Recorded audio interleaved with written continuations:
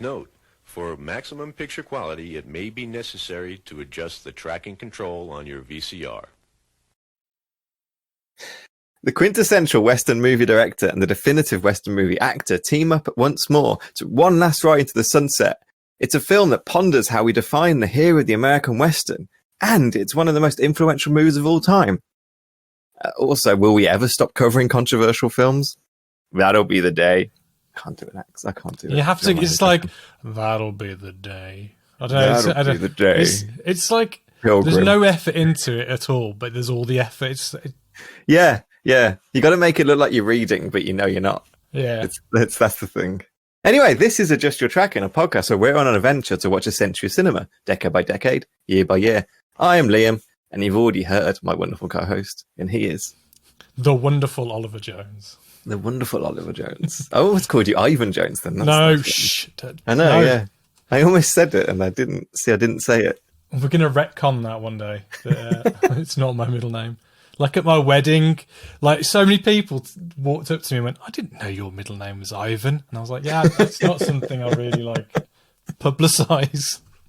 I don't tend to go by it. I mean, when do you ever use your middle names anyway? I know. It was going to be my first name, but thankfully my mum won the vote. Anyway, how are you? I'm all right. I'm shattered. Life is not good at the moment. Work and everything like that. I'm doing a U, but not with plasticine. I'm up at like 3-4 o'clock every night, and then like trying to get up for work then in the morning at like 7-8ish to get to work and stuff, and then working all day and then having something to eat and then going back to the computer to do writing. Yeah, it's not fun. No, it's not fun. It's draining me. I mean, I do that generally all the time anyway, but at the moment I'm trying to hit deadlines, so I'm really trying to push at it rather than just... Normally what I do is I slowly work, like every evening. Well, not every evening. Every other evening I'll be doing some work, like some PhD stuff. But at the moment I just got these writing deadlines to hit, so... And it's just... Deadlines are hard. I never hit them. And like I always seem to leave it too late, even if I leave it... Even if I prepare earlier than I ever have, it's still like down to the wire. So...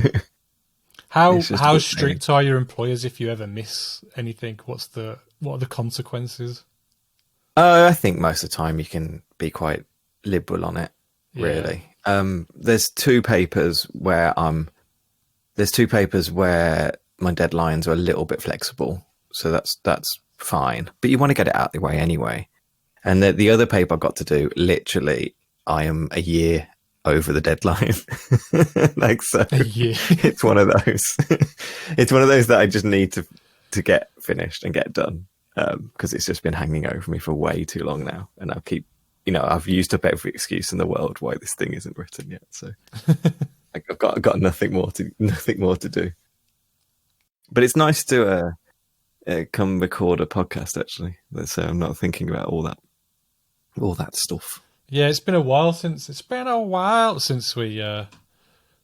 we casted, because obviously I was busy for a month, then we podcasted once, and then you've been busy. So it happens. It happens. Life. Oh, life. Oh, life. Isn't that song that's got a lyric about toast? I'd rather have a bit of toast than I saw a scary ghost or something. Watching the evening news, something, I don't know. Was it Desiree? I don't know. I really don't know. We're full of information. So anyway, what have you been watching recently? Nothing or anything? Not too much, because I've been working loads, but this isn't interesting at all. I've been watching tons of Golden Girls. But like that's because I felt like watching Golden Girls, because I'd never seen it. It's one of these meme things on the internet. Meme things, they're not called memes on the internet that like everyone just constantly comes up with Golden Girl stuff, and I kind of got fed up of not knowing the references. It. So I thought I'd watch it, and it's quite good actually. I'm quite pleasantly surprised of how good it is actually. It's something I remember from growing up. Like my nan and my mum would watch it, but I never really sat down to watch it myself. But I always remembered it being on when I was a kid. But like, as you said, I've noticed a lot of like film groups that I'm part of, like on the internet verse. They're all kind of into it, and they are. And I don't know if I'm now heightened to it because you've been talking about it, but I keep hearing about it a lot recently. Like confirmation bias, sure. It's in the zeitgeist now. It's in the zeitgeist, yeah. I always do you remember the someone did like a parody of the intro where they rotoscoped the intro, but to Super Friends. So it's got like what's who's the main one? Dorothy. Yeah, but who's the actress? What's her name? B. Arthur. Is it B. Arthur? Yeah. So like they'll rotoscope her to be like Batman, hugging like the mother character who is Robin and stuff like. It's really bizarre. I watched Teen Titans Go to the Movies the other week. It's really funny, actually. I really recommend it. It really cracked me up. And because it made me laugh so much, I've been checking out a bit of Teen Titans Go as well, just sticking that on in the background. And literally, like, I've not been watching it in any order, just been throwing on what comes on. And literally, like the third episode I watched had a Golden Girls parody in it. And I'm just like, I can't escape it. This is I now I'm like aware of the parody, and I see it everywhere. I mean, it wasn't subtle. They literally Cyborg gets the Green Lantern ring and summons the Golden Girls as like his weapon. What's the actual premise of the show? Is it like, I know that the older lady is B. Arthur's mom, correct? Yes, Sophie is her mom. Yeah. They live together. Well, it's they're all retirees in Florida, except they haven't been allowed to retire, basically. And I think both Betty White and B. Arthur are new to Florida, so they were looking for somewhere to live. And Rue Mahanahan, whatever her name is again, she had some room to spare, basically. And they moved in with her. Oh, okay. So it's really quite uncertain about how long they have been there, because the first episode they'd been there a while, I think. But that's good though, because that's what you've always said in the show, that it kind of keep it running. Yeah. Literally, the intro to the show, the first episode of the show is that her name's gone out of my head. What is she called? It's Sophie, Rose, Dorothy, and Blanche. That's it. Yeah. So, and then Blanche was getting married in the first episode, and the threat is that they might have to find somewhere else to live. And you're like, first episode, like, it's going to be a quick sitcom if they suddenly have nowhere to live. Yeah, that's like anymore. something you build up for the first series, isn't it? And then you get end of the first series. That would be a perfect end of the first series, but not like the first ever pilot episode is they might not be able to live there anymore. Just thought it was kind of funny. And there's so many episodes that are flashback episodes, but they're not flashing back to anything you've seen before. It's just flashing back to them, to their friendship and stuff like that, which I quite like, actually. Oh, cool. It makes you feel like there should be things in the show already, but they're actually not. And weird enough, the politics in it, or at least like the kind of social politics, are really progressive for the 80s. Like there's stuff in that plot that in the 90s sitcoms would be like not done. You know, there's ways they handle kind of a lesbian relationships and a trans man actually in Golden Girls that are not like how Friends would handle it at all. And I was kind of like quite impressed actually. This was written years before, like that kind of stuff, and they're quite progressive on it. And they're almost like, weirdly enough, when they write it, they're kind of like teaching the audience how to react. You know, you might not understand these words, but this is what it is, kind of thing. I quite find it quite quaint to watch, but it's very enjoyable. So that's why I've been watching the Golden Girls. Nice. And to add to it, actually, I did watch, because Blank Check are doing Musco and Clements at the moment. So Friday I tend to watch the film that Blank Check are doing. Basically, that's become like a tradition over the years, really, for me, and especially during the pandemic, Christ. And then this time on Friday I watched The Little Mermaid, which it fucking rules. The Little Mermaid does. It's a really, for a film where the main character doesn't speak for half of it. It's very well done. It's very well done, and Griffin had a point on the podcast about the fact that it could be called How Sebastian Got His Groove Back, because Sebastian has his own like arc in the film. Doesn't he have more songs as well than the main character? Yeah, he definitely has 2 songs, when Ariel has one, and she has one song that Katzenberger wanted to cut from the film as well. He wanted to cut part of that world. That guy, man, every story you hear, you're like, what? Like anytime, have you ever watched the documentary, is it Waking Sleeping Beauty? No, I'm going to watch Howard as well, actually. I want to watch both of those. Check that out, yeah. Really good. And I mean, I think he may have left Disney at this point, but the Sweatbox documentary, which hasn't actually officially been released because it's quite... Is that the one about Emperor's New Groove? Yeah, and it's like I was wondering how they got so much access to Sting in this documentary, and then I found out that Sting's wife made the documentary. Oh, right. But Disney don't really want it to be seen, but it's on YouTube, so you can check it out. But I think it's got like, you know, like the work print kind of stuff all around it, you know, like the countdowns, timers and stuff. Yeah. So it's still watchable. But yeah, I found it quite fascinating. I do like that film though as well. Because if I remember, didn't like Disney like do a gong thing where like I think they kind of pitched. Yes, they would do a gong. So if they don't like the idea, yeah. they'll just go bang. Nope. Yep. Next. Yeah. And as far as I understand it, The Little Mermaid was a pitch that they've been doing for years, and they kept on getting gonged out of the room. And for one point, they just accepted it basically, and it kind of led to the whole Disney resonance. No, why can't I say it now? Renaissance. Jesus, I'm broken. and like, so I watched that, and then I watched the 2 sequels. I watched Little Mermaid 2 and 3. Dude, why would you do that to yourself? I was working, and there were just background noise. And because it's Disney Plus, they just all exist there. You know, like what to watch next. We'll watch number 2, and I was like, well, I guess I can. And it's only like an hour, like 10 minutes or something. Like, so I can report. They're much shorter, aren't they? Those straight to they are. And I can report that 2 is really bad, and the animation is really bad. 3, oh, it's all right. 3's not too bad. Like, I give 3 3's a plus. So, like, Disney never wanted to ever do sequels to any of their films, but what started off these Disney sequels apparently? So Disney commissioned an animated series of Aladdin.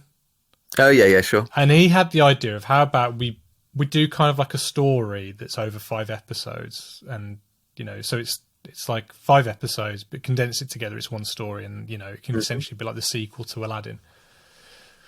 And how about you release that first? Like, put it out as a video, and you can market it as a sequel. This video made nearly $1 billion for Disney, and that wasn't Jafar. Return of Jafar. Yeah. Oh right. And, wow. So essentially, it's just the TV series that's compiled together to make like one film. And basically, the guy who came up with that concept for the straight-to-video sequel, he got nothing in return for that from Disney. It was all his idea. Every single film, like sequel film they made, came off the back of that. Yeah, he got bugger all for it. No way. Even I knew Return of Jafar existed. I haven't watched it. I will be watching it this Friday because I've got Aladdin, and I'll watch the sequels to Aladdin. I might as well. But, I remember when we were at school, actually, it went round as a bootleg tape, and I remember borrowing off someone when we were at school. And I just remember the colours shifting on Aladdin's jacket frequently. Like they couldn't nail down the colour purple properly, so it kind of shifts every now and again. That's crazy. Speaking of Disney One. Disney One, yeah. Yeah. Me and Caroline signed up for it the other day. And because she really wants to rewatch Hamilton. Okay, sure. And so it was just the quickest way to, instead of just downloading it illegally, we just thought, why don't we just get Disney Plus? It's a good time to get Disney Plus as well because it's getting more expensive in a month or so. I think it's only $5.99 or something like that, which is quite good value at the moment anyway. And so we rewatched Hamilton, great as always. But I watched Soul. Oh yeah, sure. And I know you and Natalie have already talked about it, but I have to say, dude, like that film spoke to me way harder. Cool. It was because it's all about kind of, you think you're put on this earth for this one particular reason, or this is your defining, and it kind of not crushes that, but it kind of says, no, that's not technically. You don't. It kind of says you don't have to worry about that. Yeah, exactly, and it just spoke to me really quite hard.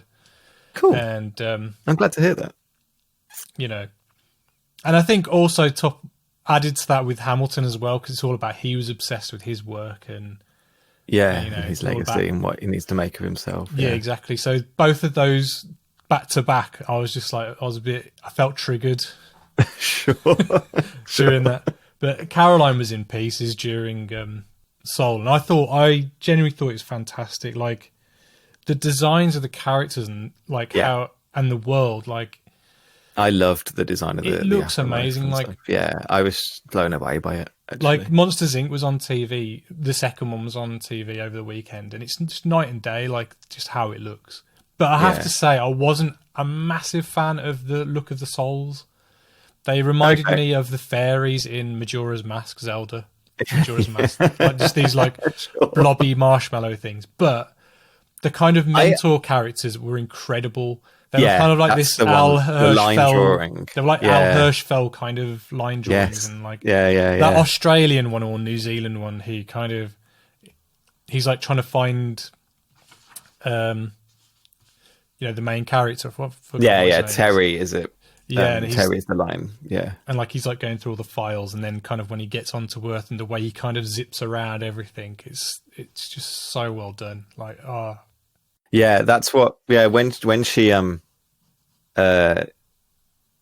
goes onto the I don't know when she goes into the main world and she kind of finds the lines to travel on.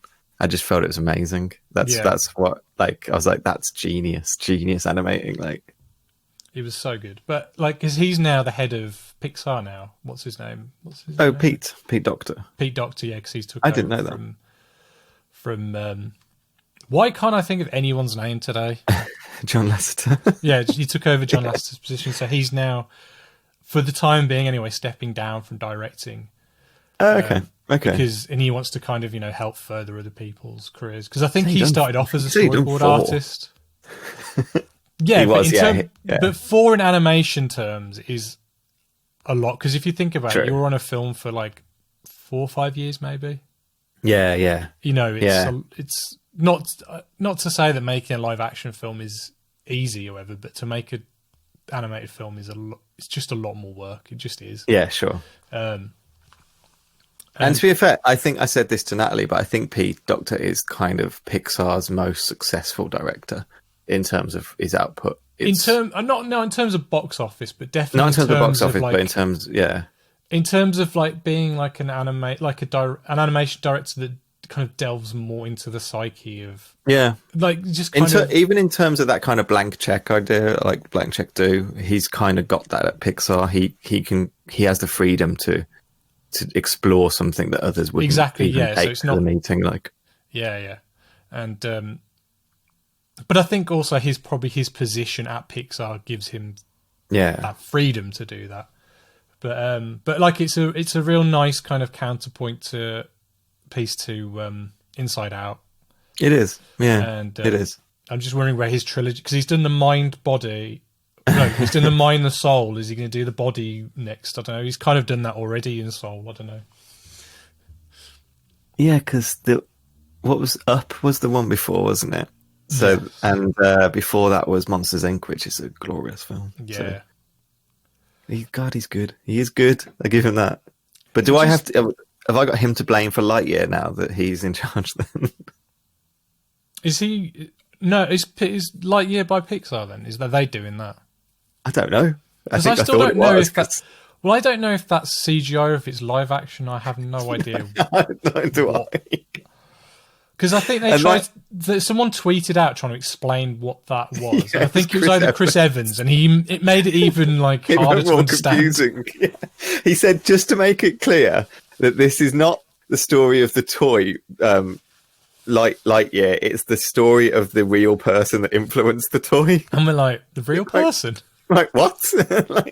like I assumed it was like this. You know how they had that they had the cartoon with him in it, and it was meant to be like Buzz Lightyear's adventures in space, and it's that's like what I assumed they were doing. This is meant to be the cartoon that Andy would watch, and that's why Andy loves the toy. Which makes sense. That makes perfect sense. I understand that pitch. But like Chris Evans' explanation just was like, what? Are you talking about a real space? A real space person? Is this what we're talking about? Like, so if that's the case, does the Pixar universe, does the Toy Story universe live in a universe where there's real space? They've colonized space, yeah. Like, apparently. So yeah, that'd be interesting. That would be interesting. Because I guess that they were trying to explain why they haven't gone for Tim Allen, why Tim Allen's not voicing it. Yeah. But God knows. I don't know. That'd be weird. I've got some other stuff I watched as well. I watched this documentary series on. Well, I've watched 2 documentary series on the old flicks. I watched the series on Jeffrey Epstein. Oh, I haven't bothered watching that. Like I knew that guy was an arsehole, but like Jesus, that's Christ. putting it lightly. But I didn't realize how horrible the depths of that man were. And then there was another one which might possibly be one of the worst documentary series I've ever watched. I wonder if you've watched the same one I watched, because it's called Crime Scene something at the Cecil. Oh no. Oh no shit, the Vanishing at the Cecil Hotel. Cecil Hotel, yeah. Yeah, dude. I'm so mad at that documentary. It's let's take a 20-minute short concept and blow it out to 4 or 5 hours long. And I'm like,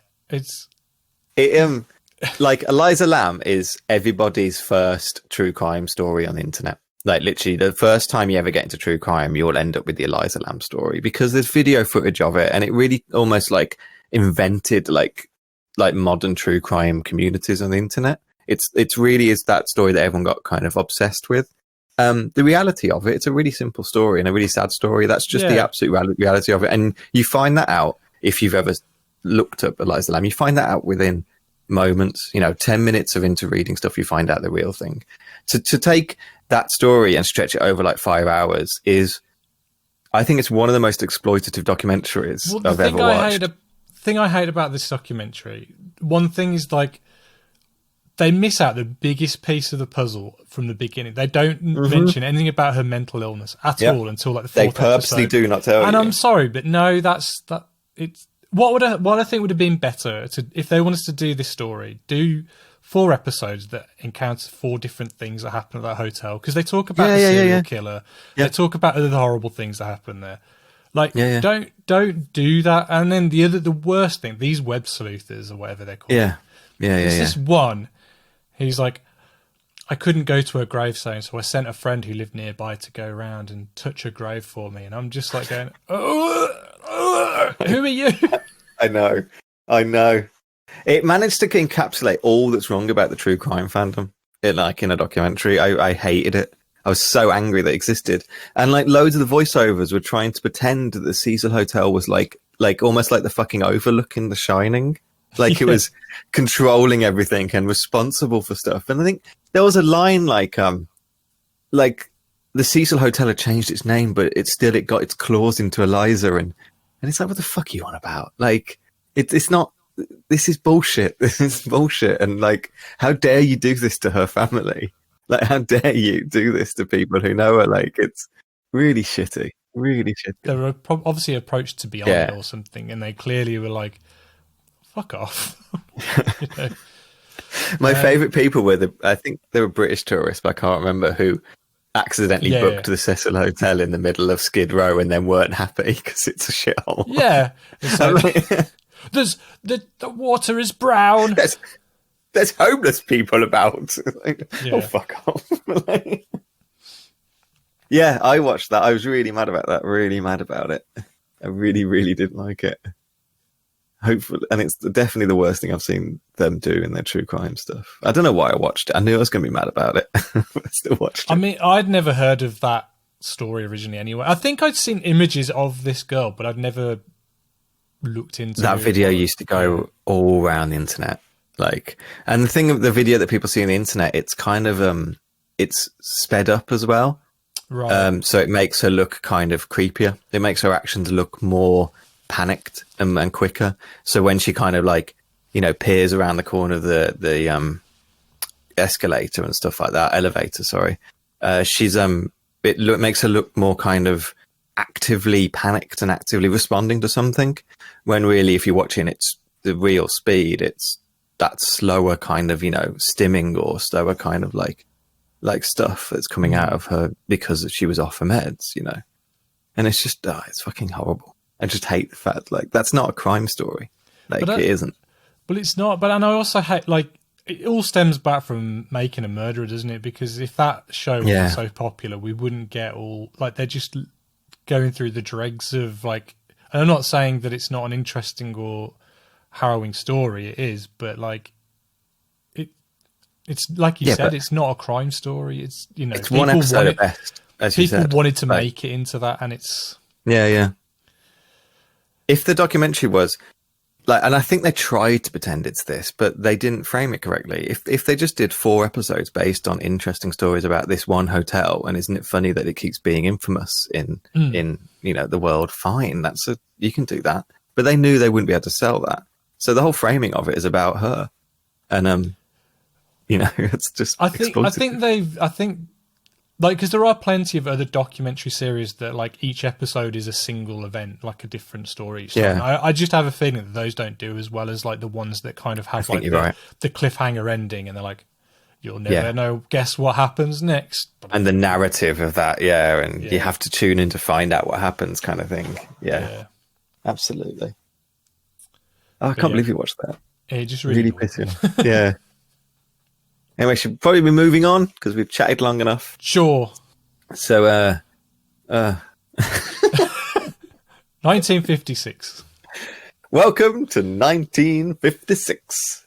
And our movie this week is The Searchers. From the thrilling pages of life rides a man you must fear and respect. A man whose unconquerable will and boundless determination carved a lusty, rough, and boisterous slice of history called The Searchers. It's John Wayne as Ethan Edwards, who had a rare kind of courage. The courage that simply keeps on and on, far beyond all reasonable endurance, never thinking of himself as martyred, never thinking of himself as brave. So we'll find him in the end, I promise you. We'll find him. Here is a story of a man, hard and relentless, tender and passionate, of people who dared to challenge a hostile land. Here is drama of great love and aching loneliness. I found him. I found Lucy. What you saw was a buck wearing Lucy's dress. I found Lucy back in the canyon. What was she? What do you want me to do? Draw you a picture? Spell it out? Don't ever ask me. As long as you live, don't ever ask me more. And if you don't hear my first holler, you better read my mind, because I don't aim to raise no 2 hollers on any subject at hand. Yes, sir. Boy, watch that knife. Go, Martin, please. Stand aside, Martin. Oh, you don't, Ethan. Ethan, no, you don't. Stand aside.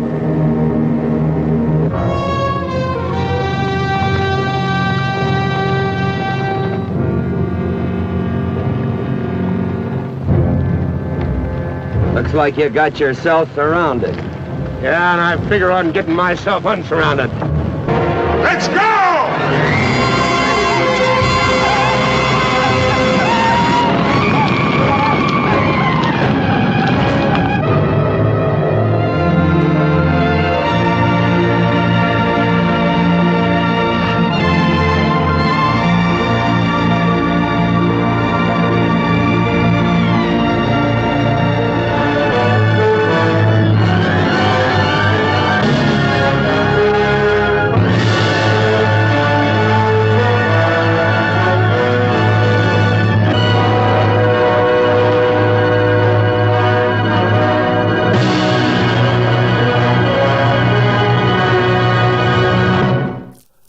I don't know where you start with The Searchers. Like, I don't know about for you, but I've been tossing and turning over the last few days after watching it because... Yeah. Well, I found it frustrating because I didn't know... Like, on one hand, I think it's amazing. Like, it's fantastic. And we'll get into the reasons why I think that. But on the other hand, like, I think it's quite muddy where its ethics lie, maybe. I don't know. And like, and I think... You know, over the 60-odd plus years since this movie came out, you know, I don't know if that's aged as well. And clearly, you know, some things have and some things haven't. And I have a feeling after talking about it, I'll probably feel better about the film than I did. And like, to be honest, the more I've thought about it, the more it's kind of grown in my head. Because I think we all know who John Wayne as a person is. Yeah, John Wayne kind of know is what he stood for, and I think it's hard to kind of he kind of portrays that in the film. He does, weirdly enough. And I think, yeah, I don't know if you're going to say this or not, but I think this film plays real different now when we know who John Wayne is, to me, who's very different to someone in the 1950s watching this film with John Wayne. Well, it's like, I think, John Ford, I think he kind of has a grasp of the story he's telling and knows what he's telling. Well, yes, I'm not saying he thinks, he definitely has. Whereas I think John Wayne thinks he's the hero of this film.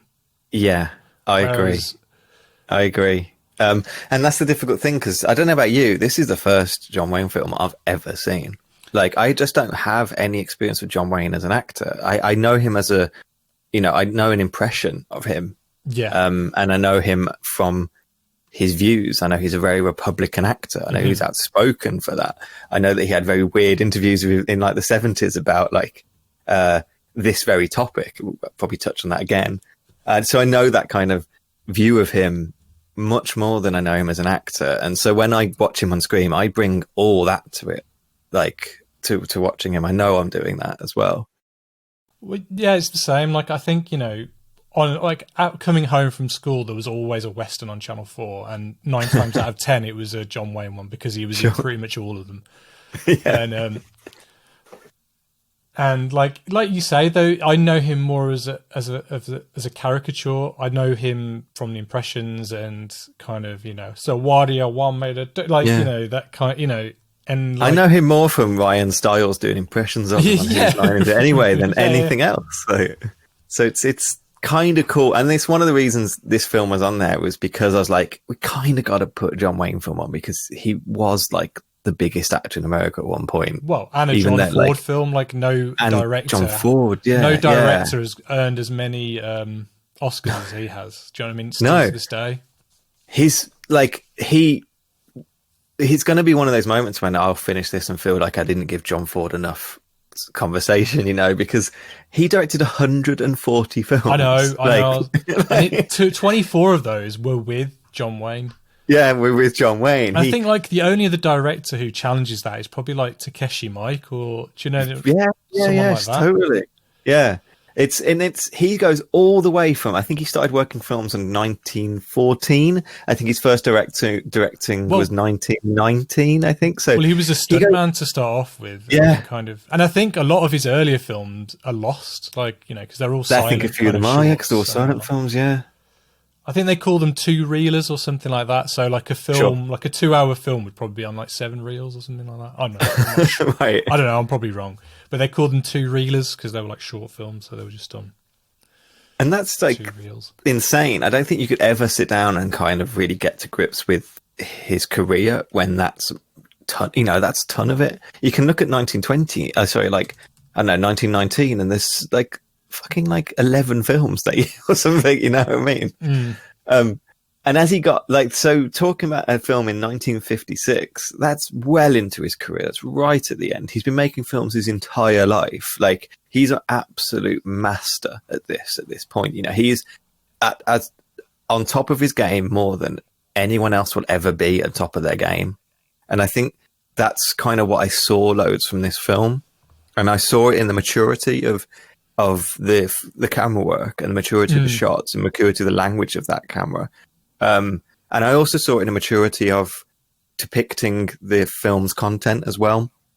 This isn't a film someone would try and do like early on, especially this time period. This is someone who has grown up making Westerns, has made a ton of Westerns, and started then asking himself questions about the Westerns he's been making. And I think that's where The Searchers comes out of. Whether it's, and I think the big thing, and I've read about this loads, and it's one thing I want to try and get into my head, is that this film definitely didn't play that way in the 50s.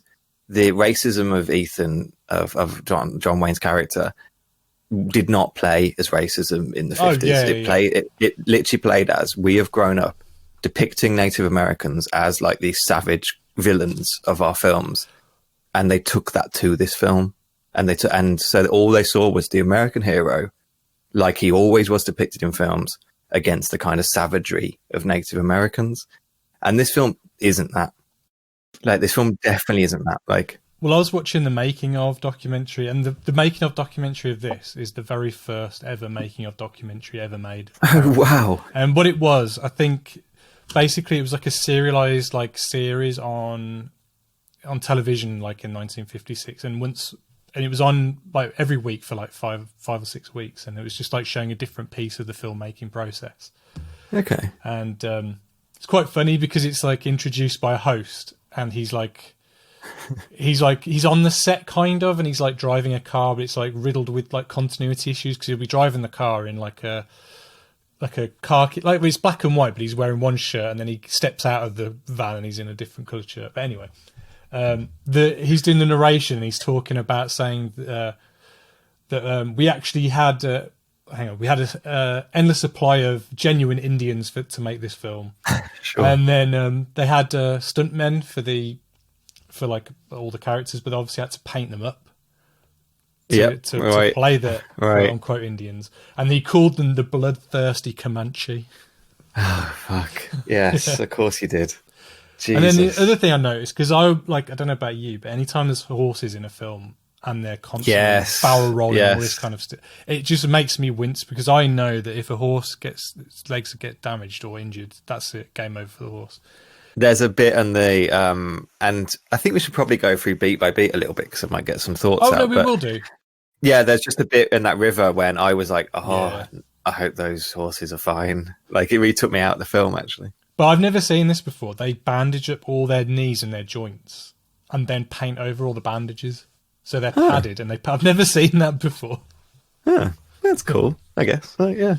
At least they're attempting to do something. Yeah. But yeah, like what I'm trying to get across really is, I think for me, this is the quintessential Western. It's, if I think of a Western, I'm thinking of this film. I'm thinking of, like, Monument Park, the big mezzas that are in this film. That isn't Texas, that's just John Ford shooting a Western. But I think that's what Westerns look like. And that, I don't think this was a reinvention of the Western in the 50s compared to anything come before it. And this would have been like this would have been much more subversive and much more game changing for audiences, I think, watching this in this time period than it is for me, when I see it as almost like every single Western since this has tried to do this. Well, really, you can tell how this game changing it was. Like Scorsese, Spielberg, George Lucas, they all cite it as one of their favourite films of all time. And you can see it in all their films, especially. Like even Star Wars. I was going to say which one we'll bring at the Star Wars connection, because it's absolutely perfect. We'll get to it later on, but when they get to the burnt out house, it's exactly the same shot. It's shot for shot, beat for beat, when Luke finds his aunt and uncle. Yep, burn out. exactly. And then the shot. There's even a shot later on where they're lowering. I've forgotten what his character's name is. Captain Pike. Oh, Martin. Yeah, they're lowering him down off a cliff face.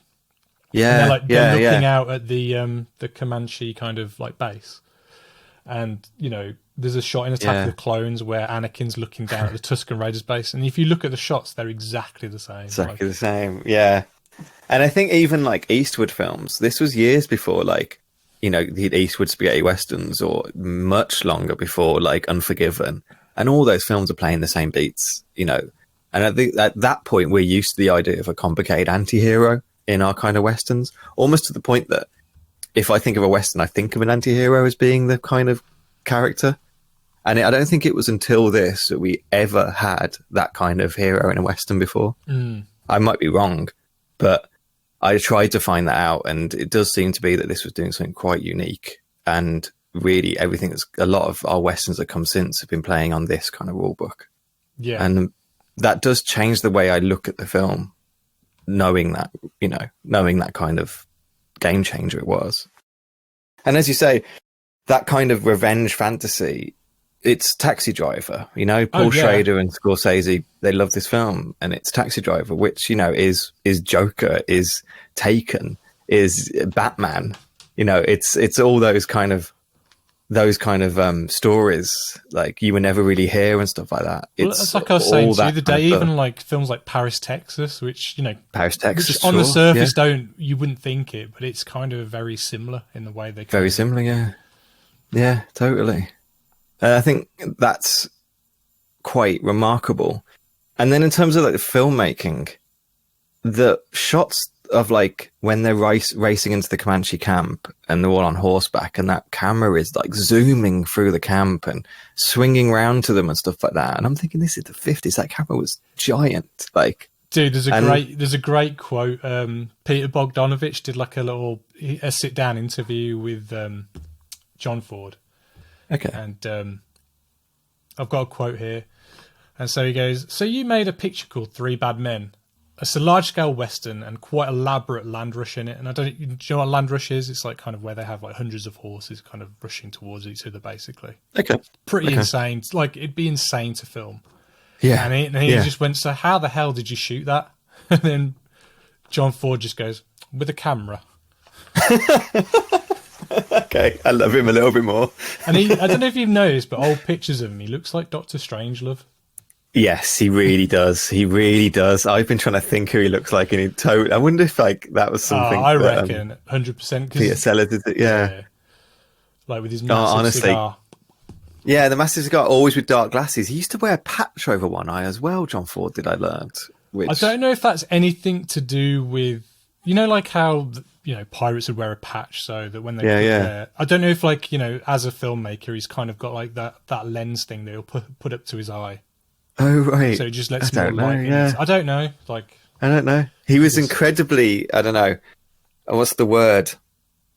I don't know. I don't know what the word is. Just idiosyncratic, like eccentric, as far as I can tell. A really hard guy. I don't think he'd be a nice guy to get along with. I think he was really tough. Like, I've got another story. So Spielberg, when he was a kid, and he made his Super 8 films. Yeah, sure. He was apparently one of his relatives was worked in TV, and he went to go and visit the set, and he was like, "You don't want to be here, like, you know who's next door, don't you?" And he goes, "Who?" And he goes, "Jack Ford," because Jack Ford is John Ford's real name. Okay. And he goes, "Why don't you go and see him in his office?" And so he went to the receptionist, and the receptionist said, "Look, you've got 5 minutes, but probably 1 minute if you want to go and see him." And apparently he was sitting at his desk with his feet up on the desk with smoking a big cigar that was apparently all like dripping with like just completely chewed on, like. Yeah, sure. And he goes, "So I heard you want to be in pictures." He goes, "Yeah, I want to be a film director." And he goes, "Okay, turn around." And apparently he had paintings on his wall. And he goes, "I want you to go to those paintings and ask some questions about those paintings." And he goes, okay. Then. And he goes, "All right, so tell me about this picture."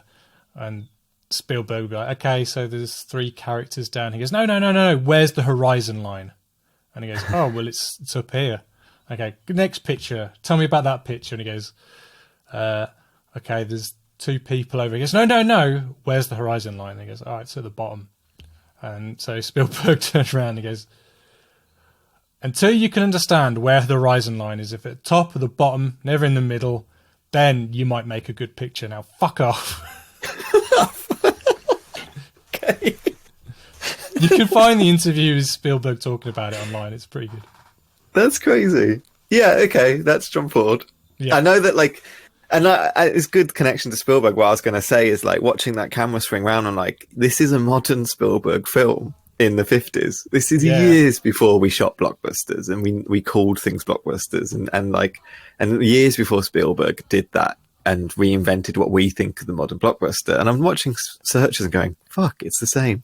Like that shot when they're riding through the middle of the desert and the 2 Native American tribes, the Comanches, are coming down like pincer movement. I was just going to say this. It's just amazing. The framing is amazing because, like, you'd think normally, okay, how do I have 2 teams of people coming the opposite direction and frame them? Yeah. And so they have like the Comanches kind of, they're almost traveling like so the the quote unquote cowboys, they're kind of going like a straight trajectory. Yeah. Whereas like the Comanches are kind of taking the most awkward route around. But that whole sequence where they're surrounding them is so good. It's brilliant. It really is. And it's just it's one of those films, watching it, I'm like, I don't think you often get to watch a masterwork for the first time kind of thing. And it's like, he knew what he was doing and what he wanted. You know, he had a vision with this stuff, and it's really impressive. It feels really secure, you know, in what it's trying to do, that's what was weird for me, is knowing that's kind of security in the in the filmmaking, but then afterwards I was really unsure about how to kind of take the film itself. And what was the message with this, and how was he framing these people? Well, that's what I was struggling with.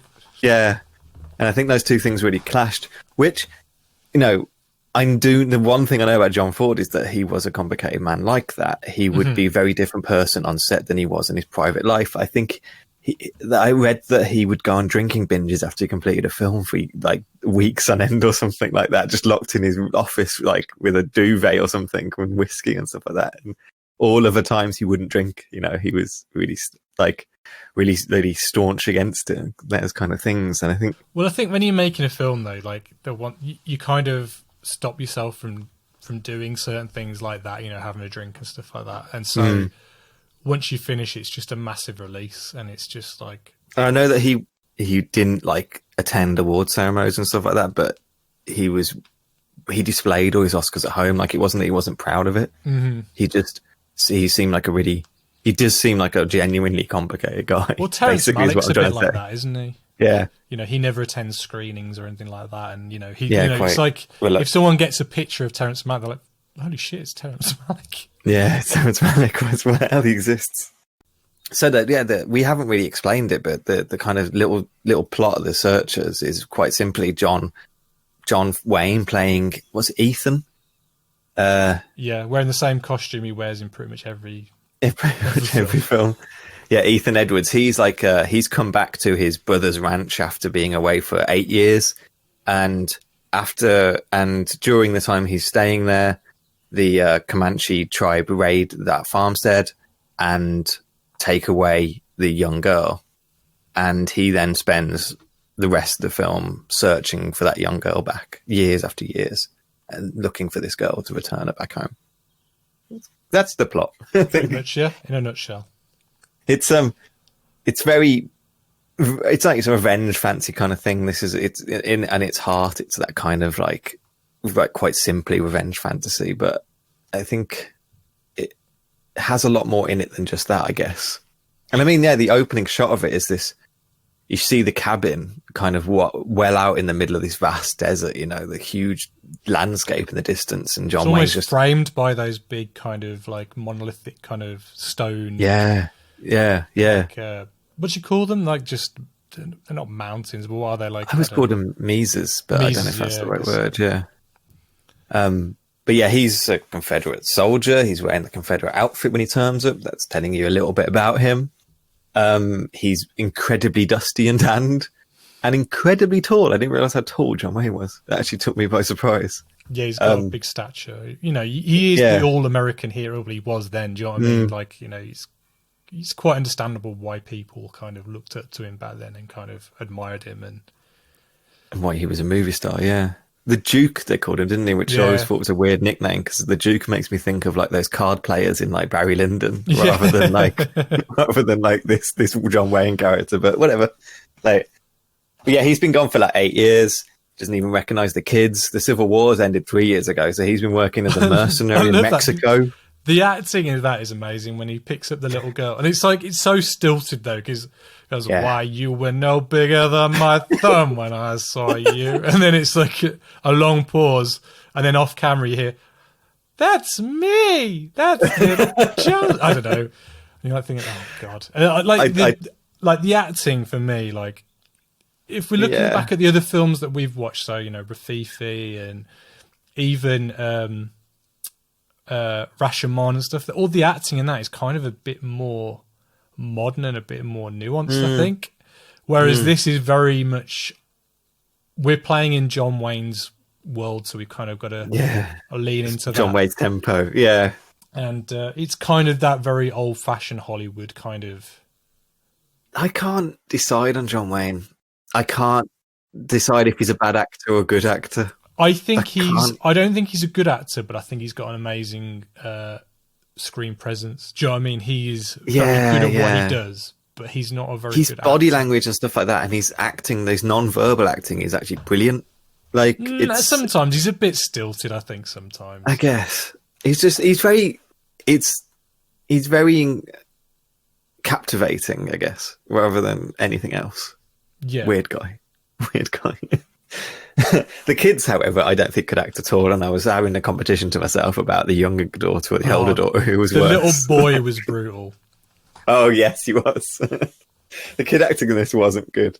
Yeah, but he's been. That doesn't really say this, but he's been working as a mercenary in Mexico during the Mexico Revolution. It kind of hints at it because he's got tons of gold and things. So there's a little bit kind of telling you that he's questionable in what jobs he takes and things like that. And I think that's purposeful. And the other thing that's purposeful right now is that his relationship with his brother's wife is absolutely on screen. That there's something else going on there that isn't said on the screen thing. The way his eyes follow her around the room and the way she looks back at him and stuff like that. I think there's definitely a hint here that I think her and Ethan had a relationship 8 years ago. Yeah, and that might be why he stayed away. Yeah, and the youngest is actually his daughter, and I think that's in the script. Do you think his brother knows or has an inkling? No, I don't. I don't think there's any suggestion of that at all from him. I think it's entirely just like a hidden kind of thing. It's worth mentioning as well. The very first shot is pretty much of the barn door kind of opening. Yeah. And then the closing shot is the barn door shutting, and there's loads of shot. Like there's so many shots in this film that are framed around doors or openings or archways. Like I think that's a motif throughout all of John Ford's films, from what I gather as well. Okay, I saw that last shot as really emotive as well. Actually, we cut straight to the last shot, but whatever. Is that the door's shut on him? Everyone else is inside. The family are together. They're all together, and the door's shut on him. He's locked out on that. Like he's not really part of this kind of like he is cut out of that final message. He's not a good guy. Is kind of what he's not really part of the family. But it's like if you look, no one acknowledges him. They all walk past him, and he's just kind of standing there. And he kind of steps aside for them. It's like this guy who's kind of helped create this new world. He's actually doesn't really have a place in it. No, he doesn't have a place in it. Yeah, because he's a monster of the old times. But he's banished. Do you know what I mean? He kind of just walks away, doesn't he? And he just. I thought that. I thought it was a fantastic closing shot. It really is one of the best closing shots of all time, actually. Because he has like heroic entrance, doesn't he, on the horse and everything like that. And then to kind of just have like the final shot is just of him kind of. And he looks so broken as well. He's shot in the arm. He's just like dusted and blooded. He's standing as like, what has he lost kind of thing. Well, he's like going the Terminator on this adventure. Throughout. He can't die. Like he can't totally.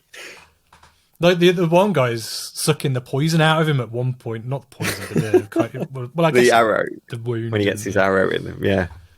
And then like immediately we're into some racism when Jeffrey Hunter appears on screen. And Jeffrey Hunter, as Ollie said, he played Christopher Pike on TV in the original Star Trek pilot. That's what I know him from. I don't know him from... And I didn't know he was in anything else.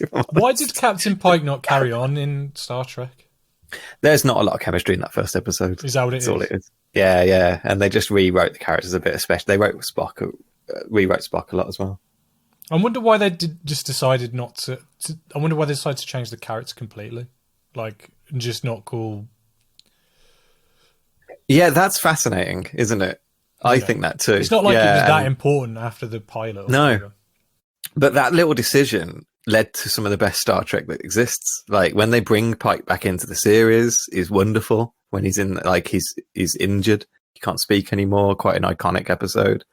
And then all the stuff they've done with Pike recently is so good. So it's kind of so interesting that because they made that decision to put Kirk in, they actually left the storytelling opportunities there and they really explored it.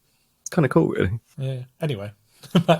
Star Trek digression, the Star Trek 10 minutes. But yeah, he's playing part Cherokee, which I think he says he's an eighth Cherokee. Yes. He's not. He's a very white guy. He's incredibly white guy. It's Jeffrey Hunter. Do you think they made him that like an eighth, like just so that people who were watching it were like, just to calm the racism down on that a bit? So it's like people would kind of get with him a bit more. I don't know. But there was enough for John Wayne to kind of not trust, to kind of not want to. Well, the plot of this, the tension of this film is all about the idea of like race mixing, isn't it? A lot, and John Wayne is very against it when other people aren't, and his insult the entire time is Buck to Jeffrey Hunter, isn't it? Yeah. In the idea that you're got some mixed blood in you, or something that makes you bad, which is horrible the way that this film deals with it, but the film deals with it face on, and I don't think anything John Wayne's character saying that wasn't something that was thought about these people in this time period. I mean, it's bizarre, but yeah, I don't know too quickly. But I guess there's a really romantic notion of the settlers in this time period. You're talking about 1868. It's complete bullshit. Like, and America has this idea of like manifest destiny, like the land was there for them to conquer as Americans, and they're not like invaders to the land. It was their destiny to live across this whole like sea to shining sea, and that's why. And we know now in modern times that Texas became United States, but in this time period, Texas wasn't, necessarily going to be United States, and it was. Frankly, we're seeing a war play out here between an invading population and the native population, and I think I don't see it in many westerns that they portray that as a war. It's simply like these savages keep attacking our beautiful settlements, kind of thing. Is really normal in the way it plays out. But this does have the elements of the fact that the Texas Rangers are here. They're a militia. They're not great people. They're actually portrayed as quite the enemies when they come into the house now, and they're kind of like forcibly recruiting the brother and the cousin. Yeah, what do they say? They say something because you're not being paid, but you're I don't know. Yeah, you're not being paid, but it's your duty or something. If you don't do it, there's consequences or something. And the Texas Rangers, if you never know that those as people, they're like notoriously brutal. They're like genocidal brutally, like as a kind of a movement, like. And they were known and seen that way and played that way. And the Texas Rangers are obviously quite often put on film as the heroes. What I found really funny in this, that like Ethan's character was too racist and too bad for the Texas Rangers. like later on when they're doing he's shooting at them as the Comanche are trying to flee. And the Texas Rangers are like, what the hell are you doing? Why are you shooting at them, kind of thing? And he's just happily there shooting back after them and stuff like that. So like it's definitely placing Ethan as a very he's not placing him as a hero even to the other kind of Americans around him during this. There's some things he does even later on that's even worse, but yeah.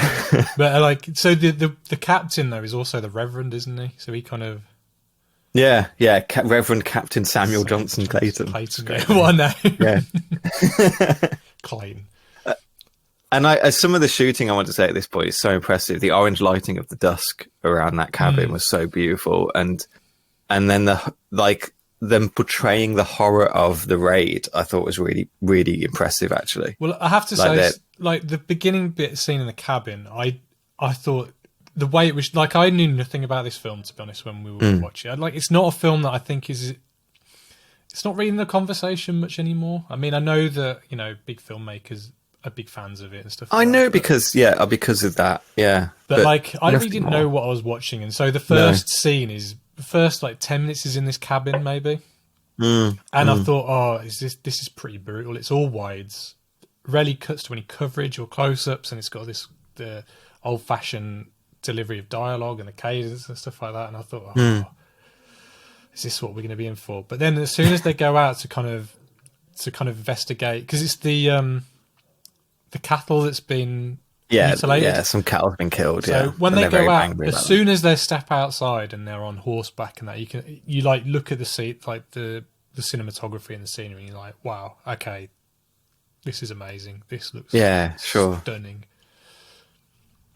And then you find out that they're actually being brought out like on a wild goose chase. Really, it's kind of like a ruse, isn't it? That yeah. So the tribe are basically dragged the Texas Rangers out to where they've killed some cattle so they can go in and raid the farms, basically. Which it's interesting, really, because like it's not. I think it's genuinely more sympathetic to the Native Americans than most films were at this time period. It just is got right at the center of it, incredibly racist character. Yeah, but like it's weird because you're seeing like the story of these, like the Texas Indian Wars from the Texans' point of view, and the Texans are the invaders. So like, it's always weird to me that you don't see. I don't want to always say World War II, but you don't see like the Dutch like the Nazi occupation of like the Netherlands from the Nazis' point of view or stuff like that. Like, so it's weird how it's always painted of, oh my God, they're killing my cat. And it's like, yeah, but why are you there? It's their land. Like, but it has weird stuff later on in the film, which, not to get too ahead of ourselves, but it kind of treats like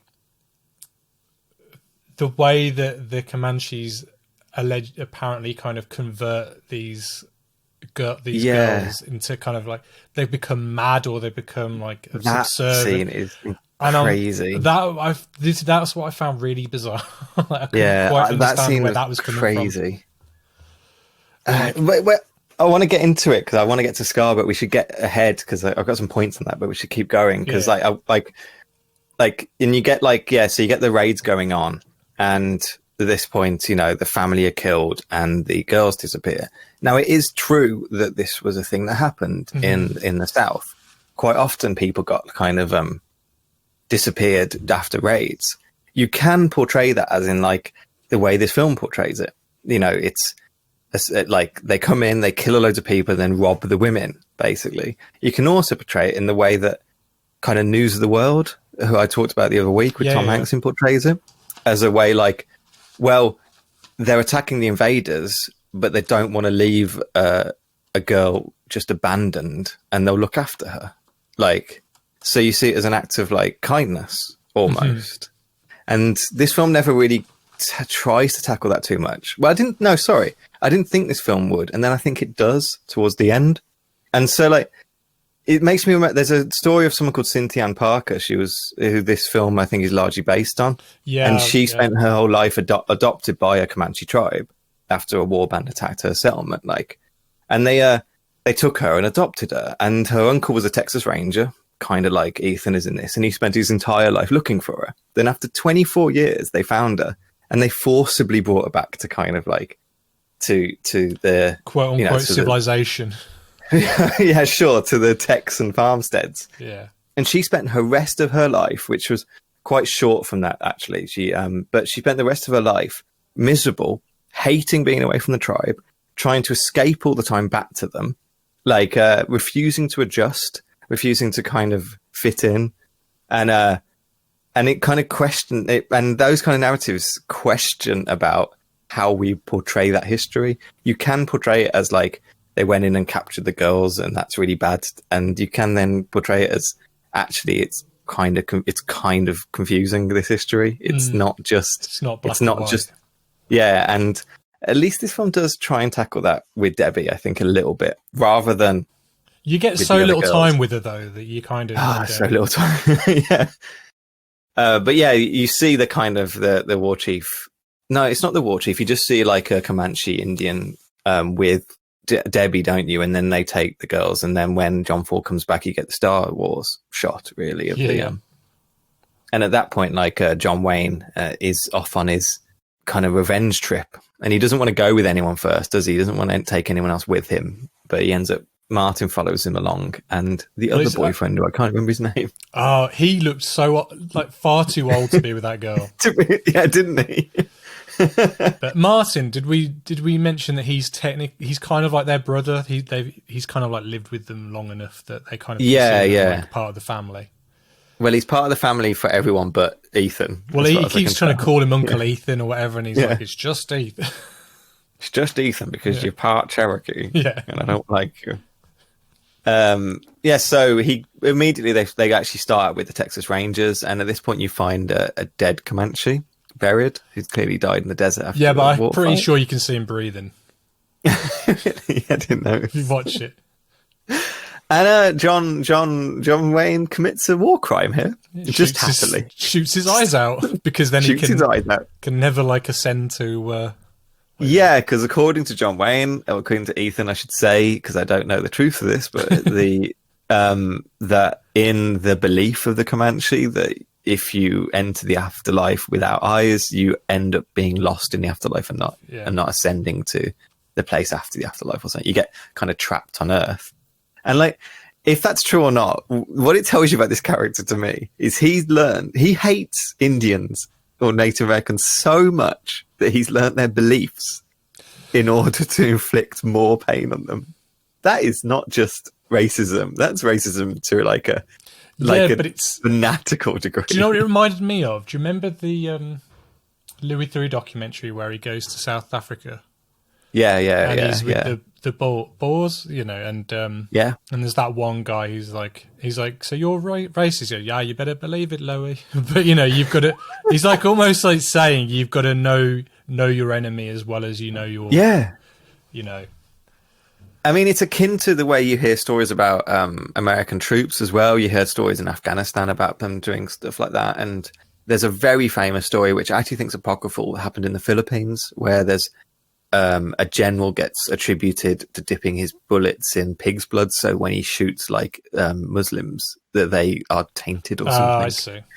Like, and I don't actually think that thing's true, but it's still like that kind of behavior gets glorified in certain kind of groups and things like that as a good thing, and this is absolutely what we're seeing here. That kind of such vengeful hatred that it goes to a level that I can't believe you're that racist. I can't believe you're that racist.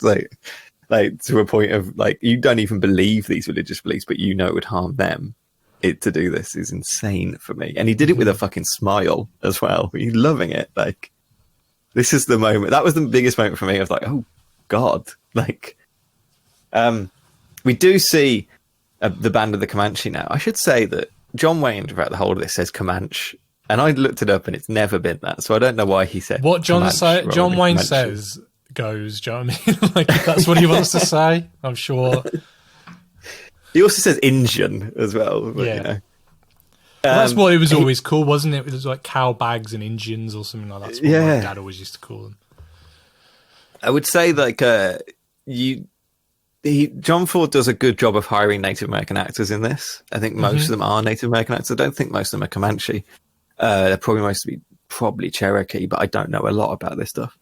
But the actor playing Scar isn't. He looks a bit German. Like Sam Neill. He does look a bit like Sam Neill. He's German. He's one of these actors around. You get this time period who's really good. He's really commonly playing people of different ethnicities. So you get him playing like Fu Manchu and stuff like that a lot. So he was hired to portray a different ethnic. This thing we don't get he's nowadays. Clearly darker of skin in some darker. respects. Yeah, I think he was Jewish German guy. I think can't remember his name. And I find it really I wanted to mention this because I found this really interesting. But like the portrayal of Native American people on screen has been a big thing in kind of Hollywood. And the most famous actors we know as like Native American actors are not. They're they're Italians. And like if you know like the Crying Eyes Indian, really famous person, like the trash advert when some trash hits the ground, and he's got his name was Iron Eyes Cody. His real name was Esperata de Corti, and he spent his whole career pretending to be Native American. But this isn't like just like portraying Native American on screen. This was like a proper grift. Like people would do this in their life all the time. They would make up beliefs, make up their tribal connections, make up religious stuff, just living a lie basically for this career. Isn't Johnny Depp kind of guilty of that from doing? Yeah, I would say a little bit. Yeah. There was also another guy called because he said he's part Cherokee as well. It's always Cherokee people say with this stuff. It's always part Cherokee when people like are claiming some like Native American blood and stuff like that. It's really weird. There's the guy called Jamaki Highwater as well, whose real name was Jackie Marks, and he was a consultant on Star Trek Voyager, and he told them all about the Native American stuff to put in it. Completely not Native American at all. He was completely just grifting them. So all the weird stuff in Voyager about Native Americans is completely bullshit. Like nothing to do with their actual religion or actual beliefs or anything like that. And he would just he was a guy that he used to take all this money from like bids for Native American representation. So he would take all this grant money and stuff like that and just pocket it. Just this Italian guy. Like it's weird. Like, but it kind of made me think of it looking at the guy playing Scar here. And this is just the point when you get the massive horse chase and gunfire across that river, which is just so good. Wow. Like the scope was just so massive. Like, can you imagine how long those dolly tracks would be? And they literally kind of got cars on them, and then these massive cameras. So these things burning through the desert with like people on horseback, and I can't believe it. Like, and so the point when they managed to kind of out chase this kind of like pincer movement. He splits with the Rangers now because even the Rangers are offended that he was shooting at the Native Americans when they were fleeing, and he was continuously shooting at them, shooting at the horses, shooting at the kind of the people fleeing, trying to kill them. Whereas even the Reverend Captain was like, you don't do that. You don't shoot at people when they've got their back turned to you, kind of thing. He's got no time for this. Yeah, he's just storming off. And then this is, so we get with just like, we're with Martin and Lucy's boyfriend, who I can't remember, that odd boyfriend, and there it's just those party going through now. And you get this is the bit where John Wayne gets really grumpy and starts stabbing the sand with his knife after he kind of goes on ahead. And you find out later it's because he found the dead body of Lucy, who was the older daughter. Is it Brad? Is the other character Brad? Is it Brad? There's also the other guy that's with them who's kind of a bit odd. Oh, that comedy relief, I do. I was going to talk about the comedy relief. I don't get the comedy in this film, and I don't get that character at all. He's kind of like playing like the town drunk, but he's not drunk. I don't know what that's meant to be. Yeah, he comes back in continuously. Yeah, just randomly they'll bump into him a random bar. And like him with the wife as well. Sorry, the guy who's meant to marry the Jorgensen as well. They're both really just odd people, and they speak really oddly. And I think it's meant to be comedy relief. But because they have the proper kind of that. The one guy, like, who's got the guitar. He's got that proper, that proper like kind of. To the point when I needed subtitles for him. And he's got the massive teeth. But like, what was I going to say? Yeah, the one guy was obsessed with the rocking chair for some reason. Like that was his thing. He had to sit in that rocking chair. Weird film. I was going to say, like, he gets Brad, if we're calling him Brad, killed now, just because he didn't want to tell him that he found Lucy. So like, Brad's only there to find Lucy. Ethan finds Lucy, gets really mad about it, and starts stabbing the ground. And then later on, Brad's like, I just want to find Lucy. And Ethan gets mad at him. He starts screaming at him like, she's dead. Like, I found her dead. And it's like, you a dick. Why do you let him bury her? Or at least know. Like, why are you like pretending that you have to take the kind of pain in the world on your shoulders? Yeah, because where's your jacket? He goes, I lost it when I was running away back there. So he buried her in it. I'm like, you're a dick. And then the boyfriend goes into a rage and rides off at the camp and just gets shot at. It's all because Ethan's a dick, like who thinks that like he's got strength in being quiet and not talking about things. It's like, dude, talk about stuff. I was going to say, like, the kind of Texas that they're shooting in this film is kind of like a fancy Texas. Like, you know, it's not actually shot in Texas. Monument Park is like classically that's not what Texas looks like, you know. And then, like, the passage of time in this is so weird. It goes from, like, the morning they'll get up in, like, wearing a T-shirt, sleeping all night, and then they'll be in the snow in the afternoon kind of thing. And this is what because it's meant to be over the whole film. It's like 5 years passes. Yeah. You don't really you don't get that that sense, I don't think. No, it's really difficult, yeah. You know, considering, you know, they've got perfect immaculate haircuts the whole way through. Their clothes are perfectly clean. Do you know what I mean? Well, not perfectly clean. They're a bit dusty, but they're like, you know, they're not like True Grit, Jeff Bridges style, where everything's like soiled and like falling disgusting off. and They don't really do that so much, and it gets a little bit confusing. I was going to say, there's no way it gets this cold in Texas. And then, like, right now, that Texas are, like, in the middle of a blizzard that's never, like, the first time in, like, I don't know, 30 years or something like that. Like, so I guess, okay, maybe it does happen in Texas. Like, so is it at this point they go back to the other ranch now where we meet? Yeah. So we meet the Jorgensens. Yeah. So that's Brad's parents, isn't it? Is it? Yeah, I think so. Yes, it is. Yeah, I think. Lars. So Lars gets a name, Lars Jorgensen, but It's just a Mrs. Jorgensen. Mrs. Jorgensen, who has my favourite line in the film, actually, Mrs. Jorgensen does. I think she sums up the film really well. I actually wrote it down because she's begging Ethan and Martin to just leave it, to stop like going on this like mission to search for these girls, or at least actually just Debbie now, the young girl. And she says like, you know, if the girls are dead, don't let the boys waste their life on vengeance. Mm-hmm. And I was like, yes, Mrs. Jorgensen, you unnamed Mrs. Jorgensen, you got it. Like, well, they say, and she kind of begs Ethan, saying that's what the mom would have liked, kind of thing. Well, they say that Martin goes with Ethan because he's the one that can control his anger, basically. Right. He's scared of what he'll do because it's like, you know, we've seen what he does to even a dead person, so God knows what he'll do to him. And yeah, he's got like a beau who he's kind of like flirting with and falling for, really.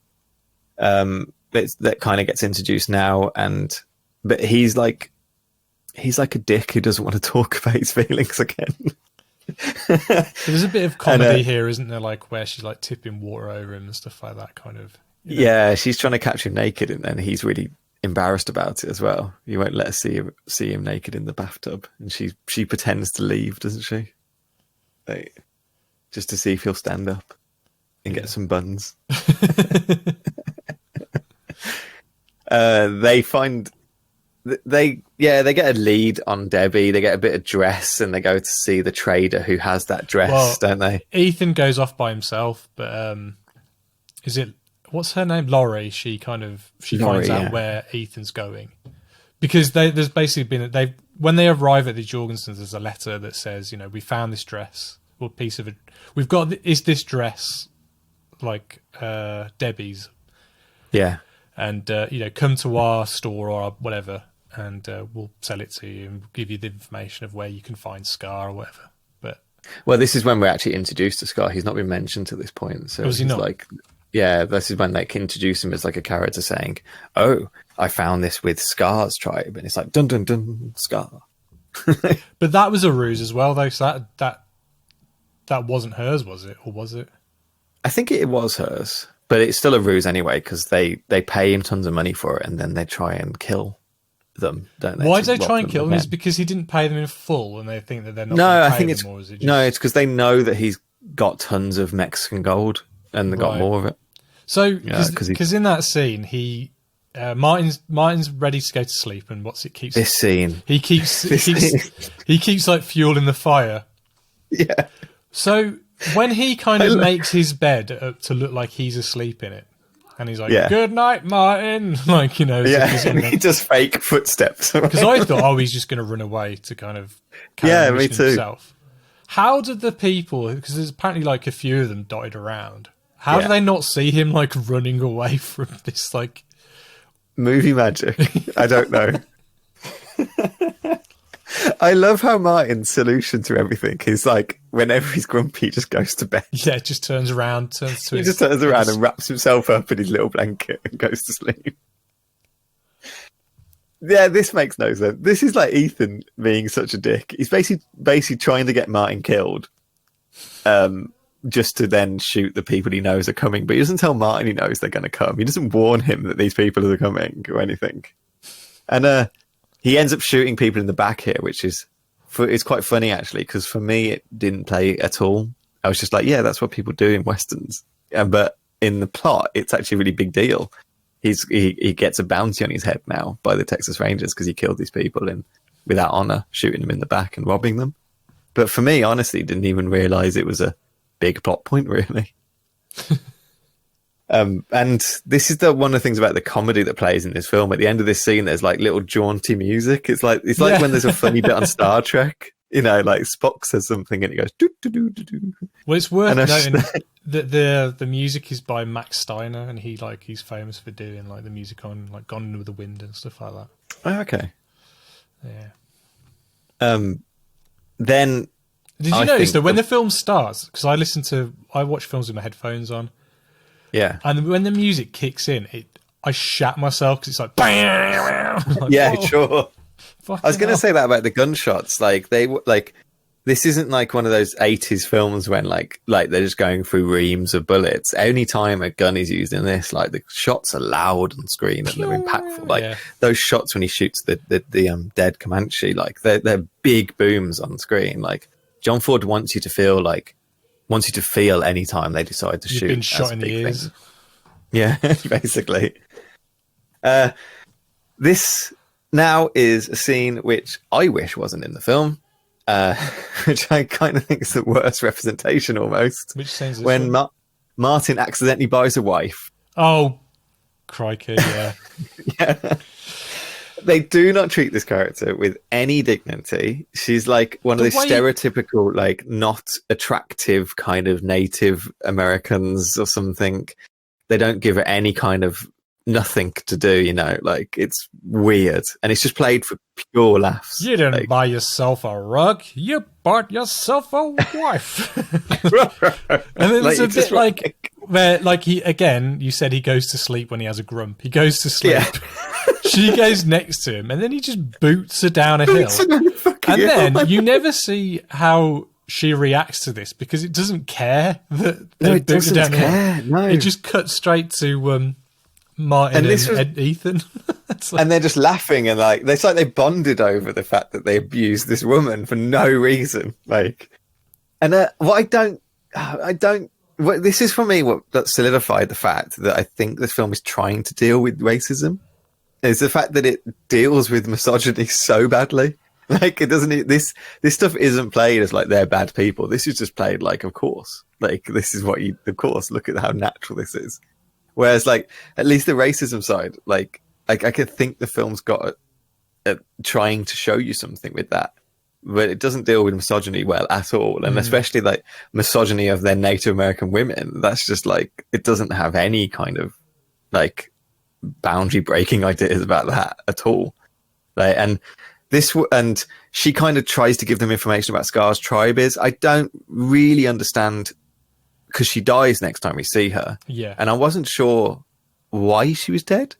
I didn't know if it was Scar's tribe had meant to have killed them because they're known for being brutal or something, or if it was something else. I just didn't know what it was, you know, like. Because where'd they find her? In a tent?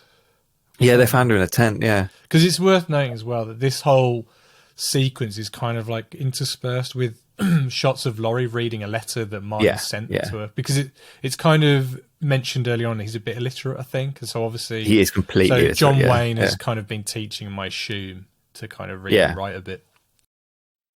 He sends it like, I'll get to it later. We'll get to it later. This letter. He's clearly interested in this girl. He doesn't know how to talk to her. She really wants to marry him, but she can't like approach him. And meanwhile, he's gone for 5 years, and she has slim pickings to choose from.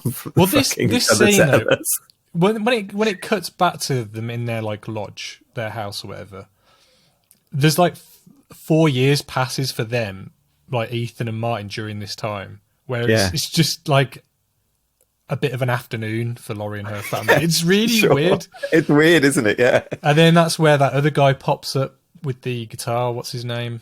I can't remember his name. Yeah, but the guitar guy. Charlie McCorry? No. Oh, it might be. It might be Charlie. And he's got that proper hero action. It's like fucking weird. Yeah. Sure do. So yeah, we see about 2 years traveling now, winter to summer to winter, goes quite quickly. There's this is the bit you were on about where like they find they get told there's a bunch of girls that have been liberated from the Comanche, and they're all like they're like animals, you know. They're like victims who have been so traumatized and that they can barely speak or barely like they're barely human. I think like I can't remember who says it, but one of the lines is they ain't white anymore, they're Comanche. Like I think it's John Wayne who says it, and it's like that fear of this fear of like miscegenation is throughout this film all the time, except they don't actually say it. Like they don't say rape or something like that, but it's continuously like talked about. Like, and these people are portrayed like they've been lobotomized. It's insane. Like it's so horrible in like a portrayal.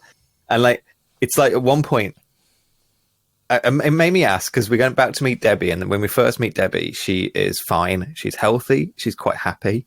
She has been looked after well. She does not want to go back with Ethan or Martin. Well, I didn't know if that was a way of her kind of saving them, like, just go away. I didn't know if that was that. Yeah, like, maybe. It's just the film didn't do a very good job of kind of explaining whether. I saw her as just kind of like, I'm fine. Do you know? Like, I did just take that as from the thing, but it made me wonder if the film at one point says the usual people we get back from the Comanche are like this, then when we see Debbie, what does that tell us about her treatment? So does that tell us actually that Scar, if he wasn't called Scar, would we even think he's a bad guy? Like, it's only because he's been portrayed as like Scar to us where we immediately think, well, he's the enemy. If he was just called like a normal Native American name, we might actually question to say, like, well, he's not a bad guy. Look at Debbie. She's fine. She's not like the other people we've seen. He speaks really good English. He's basically John Wayne's equal. He tells them that, look, I only do these raids because you've been killing my kids for years. Mm-hmm. So, and I think that's the point when this film is properly being like, we always portray the Native Americans as savages, and we finally come face to face with one that we've just called Scar. Like, and he actually isn't at all our normal kind of villain that we see in these westerns. In a lot of ways, actually, it tells you that he isn't the villain here. Like, Ethan is. Ethan is the villain in this film. And I do think that's absolutely baked into the plot of this and into the script and into John Ford's storytelling. Even this weird scene with the girls, I think, is part of that, trying to tell audiences a little bit something different about Scar, or at least something different about the tribes. Well, if we're going back to the scene where there's the women who we think have been lobotomized, maybe that's, they were happy where they were beforehand. It helps you, maybe. And it's coming back into the quote-unquote society again and being lobotomized or having work done to them. Yeah, it's kind of traumatized. Yeah. Maybe. It's very weird. It's very, like, it really is weird. And as you say, I think, for me, I kept on going, if he wasn't called Scar, if he was just called Chief, I can't think of Jamaican names. Yeah, like I don't think he would come across as so terrifying, because actually we don't see him being terrifying on film at all. It's almost just because we're told he is. And yeah, so we sit face to face with Scar now. He goes, you speak pretty good American for a Comanche. And I think Comanche says back to him, you speak pretty good Comanche for an American, or something like that. Like, they're both equal stature. They were quite built. It did make me go, oh, this is different then. Like, this is interesting. We got a good villain here. And I think the way that the film plays out from this point, first, like, you get the absolutely horrid kind of treatment of Ethan to her, saying, like, she isn't Debbie anymore. She's Comanche, and I'd rather be dead than living as part of the Comanche. That is like, and that's the point when they try and take her. He refuses. She refuses to leave. So John Wayne decides to shoot her, like, and Martin gets in the way of the bullet. Well, not in the way of the bullet, but gets in the way of it being shot. And before Ethan has a chance to shoot Martin as well, because he says he's going to, he gets shot by an arrow, and they end up fleeing. I think for me, it just portrays John Wayne's character in this Ethan. There's nothing heroic about him. Oh, no, there's at all about it. It's just like, a blood raged juiced, like, vengeance thing that's going on here. There's nothing logical or anything, and it's just all tainted by his immense racism. Well, his hatred has just overpowered any grief he has or love for his family. It's like, it's just totally clouded his vision. We have missed out one of my favourite characters, though. When they go to that bar and they meet that Mexican. Oh yeah, he's great. Yeah, and then they meet up with that other guy, the kind of the town drunkard character that you're saying. Yeah, that weird character. And like Martin's just eating loads of rice from, like, with the women there. I like that scene. I do like that scene too. I forgot about that. I don't know if it's rice. It's some sort of stew or something. He's like chowing it down. Sure. The way that guy rides horses is amazing. Yeah. You know, when he jumps on a horse, it's like he's just like possessed. Like, I couldn't believe it. Like, also, this is our first colour film. I forgot to say, yeah, I actually did write that at the beginning. It's colour, and I couldn't believe it. Like, and it looks great. Well, you like, can the tell that looks great. Like, you know, where John Ford was in his career, he got all the best tools. Yeah, You know, as I said, the first ever making of documentary. You know, no other filmmaker would have got that at this time. You know, it just shows the level he was at. Yeah, at this point in his career, and after this, like. How the West Was Won is one of the films he does after this, and How the West Was Won was one of those films that was shot in that Panovision, was it called, when you have 3 cameras, so it shoots on a proper like panoramic screen. So any kind of cuts, any kind of versions you watch of How the West Was Won, it has like a line in the middle of the screen, like 2 lines in the screen where the other kind of screens were for the panoramic. Yeah, really weird. But as you say, like just. Like Christopher Nolan, just he gets thrown all the kind of technology and gets allowed all the technology right now to do what he wants to do with it. But yeah, this is where they flee. Then they flee to like a cave area, or they flee to like a chasm. Yeah. And John Wayne's like just being vile. And I say like John Wayne's image was this family friendly kind of guy. Like he turned down roles because he didn't want to play like villainous characters as well. Like he was famously against High Noon, which is a film we haven't covered, but he saw it as like, because he was really pro the Blacklist, which we did talk about, and he saw High Noon as like a critique of like the House of Un-American Activities and stuff. So he was really like spokenly against like High Noon and spokenly against any kind of un-American stuff at the time. He refused to do Blazing Saddles later on because he said it was like non like family friendly. I'm like, you shut the eyes out, like whatever. Like, well, later on, and like, have we already missed the part where he cuts the eyes out? Oh yeah, we have. Yeah. And then no, we haven't. Not when because he scalps someone in a bit as well. Yeah. And then like, I just think with those couple together, I'm like, what did you think this film was, John Wayne? Like, what did you see in this that I'm seeing, or what didn't you see that I'm seeing?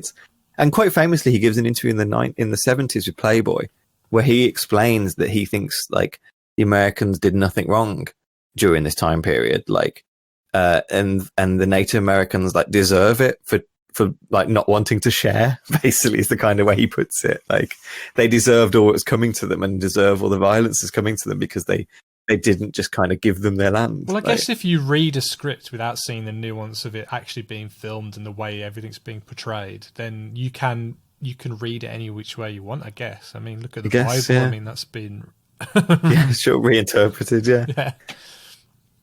But so they end up just returning home, and Ethan and Martin kind of like have lost at this point, really. Martin gets really angry at this point because Laurie's getting married to Charlie, I think we called him. And I love this bit when he's like, look, I wrote you 1 letter. Like, and it's like, in 5 years, you wrote me 1 letter. He does admit that it wasn't a very good letter. Yeah. I was like, you could just said I love you at any point would have helped, rather than just assuming that she should know you love her because you wrote her 1 letter in 5 years, and your letter involved you telling her that you took a wife. That's not the best message anyone's ever sent. Like, but then I love this fight they have between Charlie and Martin. So like a proper like, you know, like a fisticuffs thing, and then they're just kind of diving in and biting each other, and then nothing glorious about it. Not shot like it's honourable or anything like that. Just them biting each other, rolling around. I love it anytime anyone shoots like a fight like that to tell you that this is the reality of when it looks like. People are loving it. Even the old ladies are fucking loving it. And then my favourite bit is where he knocks onto he smashes into a fiddle, and they stop the fight, and he lifts up the fiddle and goes, "Whose fiddle's this?" It's like, wow. I really love this bit. I love the bit when he gets shoved and he falls over the bench, and she goes, "Oh, you've done it again," because he fell over the bench last time he was there. I just really love that stuff. Yeah, that again, like the callbacks, like the intro shot, like the outro shot. They kind of did that again, and I like that. It just deglamorizes everything about like these kind of people, and I just thought it really worked for me. I don't know. Martin and Ethan are wanted for killing the Flutterman, who was the trader, the Rangers, and they're mainly annoyed with it that, as we said, he was shot in the back. But as they're kind of talking about this, because the Reverend's there to do the wedding and stuff like that, who's, Captain Reverend, this Union officer comes in to tell him a message. And I loved this Union officer character. I thought he was great. Like, really nervous, but trying to be really, proper. I have a feeling that's John Wayne's son, but I could be wrong. Really? It might be Patrick Wayne, because I know he's in the credits, and he's Lieutenant Greenhill. Lieutenant Greenhill, yeah. I think that was him. He was really good. He acted better than John Wayne. So he tells him that his commanding officer, they have tracked this tribe and they need other people to come help them, kill them or something like that. And it's Scar's tribe, and so they're like, look, we have to go and do this kind of thing. And they come up with loads of plans, but it doesn't really matter. What basically comes down to is Martin decides to sneak in there before they charge and to try and pull Debbie out before the charge happens, because during a charge, a lot of people are going to die. So it's really weird. And I think the way this plays out is really important, though, about the kind of what message the film's saying, because Martin sneaks in, finds Debbie, he kills Scar basically off screen. You don't actually really see it at all. It's not Ethan that kills Scar. It completely deflates this kind of you've introduced this character that's John Wayne's equal, and it deflates the ending entirely, to the point to me that it again was saying John Wayne's not the hero here at all. We don't give him the heroic stuff, and then the charge is legitimately impressive. As we've said 1,000 times before, the way the camera moves throughout this stuff, the high speed of it, this camera on these tracks must have been immense. I'm just shocked this was the 50s basically. If this was 70s, I'd still be impressed. This is the fucking 50s. It just felt like sort of modern presentation of action to me. Well, I mean, they weren't really doing these films in the 70s, were they? I mean, no, it's true. I think they stripped back films because the budgets had been, and it wasn't until probably even Star Wars was probably quite a low budget film. It wasn't until the 80s where they kind of brought back the. You're right. You're right. Stuff. That's what I mean. I instantly thought of Spielberg in these action things. He clearly was watching stuff like this, and later on, learned his craft through it or used it and stuff. So Ethan finds Scar dead, and Ethan's first act is to scalp him. It's just insane. And this all read to me as the bad guy here is Ethan, and John Ford's telling you this. Ethan then locates Debbie, and you get a bit kind of tension here that you think he's going to kill her. But he kind of sweeps her up lifts her up as if he's going to harm her, and then kind of looks into her eyes kind of thing and just says, let's go home, Debbie, and kind of cuddles her close and they ride off. Because Martin and Ethan have a fight, don't they, when he's on horseback, because he's trying to protect her. But it's the original ending here. It's a great shot though, where he's chasing her down the hill, and it's kind of framed by that cave. It's awesome. Yeah. The original ending here actually was he was holding her at gunpoint and about to shoot her, but then he looks into her eyes and sees her mother, and then stops. I don't know exactly why they changed it. I think that ending actually sounds better to me. Maybe it just, but it's the same.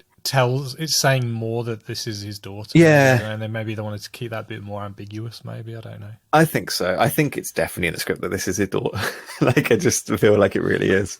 There's definitely some night for day stuff as well, I think, during this sequence. And I think there's quite a few sets as well. I think there is a few sets, yeah. The Comanche settlement is definitely a set, I think. But there's definitely times when the cabin is a set as well. Oh, the cabin. There's times when it isn't. Yeah, but there's times when it is. There's one where they're kind of wading through a swamp, which is ace. I really like that one. Oh yeah, and then there's another one where we talked about where I think Martin's asleep and he's stuck in the fire and stuff. Apparently, that was a criticism. One big criticism of this film was the use of sets. Oh really? Yeah, apparently so. I guess, I don't know, maybe if you're used to the idea of shooting on sets looking not so obvious anymore, to me, you can always see it. I don't know. I didn't mind it. It just was normal to me, I guess, seeing the 50s film with sets, I guess. I don't know. Sorry, I interrupted your thought then. That's all right. I was just going to say, yeah, so Debbie gets swept up here, and then instead of killing her, Ethan decides to take her home to the Jorgensens. That's not an heroic act, by the way. I know the film almost plays it as one, but that is not a heroic act to decide not to kill someone just because she lived with Native Americans for a bit. That's and I don't think, because of the ending, I don't think they're trying to say it's an heroic act. I think it's trying to say that it's like sanity almost on him, rather than it's like an act that you laud him for. It's almost an act that finally he's not let racism cloud himself for like 5 minutes or something. And you get him, we said it before, he takes it back to the ranch. They all head inside and he's shut out as the door recedes on him. Hell of a final shot, and he goes away basically, almost he goes around alone. He's proven himself not really suited to modern world so much, modern in that sense. I think anyway, I guess that's my reading of it. It's difficult. It's a challenging film, I think, to watch. Yeah. It made me question a lot about it. Make no mistake what we're saying, this film is heavily racist, it is, but it's racist in a way that it seems targeted to be telling you something about that commenting racism. On it, but it's probably just a little bit muddled in the way that it does it, and that's what I was having issues with. And obviously, like I said, we're talking about a film that's over 60 years old now, so even though it might be progressive, if it could have been, like you said, we've said that it wasn't seen as progressive back then, but I think that was its intent. And yes, I agree. But I think even that's kind of been diluted a bit. Yeah. So it's I see it as almost like first steps of the first steps in American filmmaking at looking at the American West at being a bit more challenging over that kind of, what was a genocide of these people, and a bit more challenging that racism that exists in that society, rather than it just being a film of this guy's the cowboy, he's the hero, he's shooting the kind of bad guys. And I think it's taking steps towards something much more mature in that story. I don't think what doesn't help it is the acting, I think. And I'm not saying the acting's bad, it's very of a piece and of a time. And I think, like I said, there was other films that we've already watched that came out prior to this, that even the Alec Guinness film, Man in the White Suit. Even that, in terms of acting, felt more modern. And I know this film is set before that time, but you can still do more modern acting. And I just think the way that it's the acting and the performances of it kind of don't help it in terms of it being like a commentary, or do you know what I mean? It more feels just like a typical old-fashioned Western. The thing is, you're literally the two creative powers in this film are the old Western powers. John Wayne and John Ford. They're people who made just a staple Western. With no commentary. They're people who did that time and time again. They did that, and I think it's the only film from that oeuvre that I think has stood out really from the test of time kind of thing. And whether that's just because it was so lauded by these American filmmakers that came later, Scorsese, Spielberg, Lucas kind of people, or there was actually because it was this taking its modern steps into kind of more subversive filmmaking from maybe a filmmaker people didn't see that way, not since his early films really.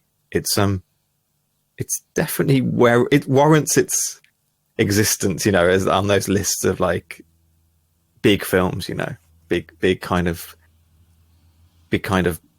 earmarked films, in kind of legacy. I think interesting film, difficult film. I've had a lot of time to think about it a lot. Even speaking to you today, it's kind of my thoughts of it have risen.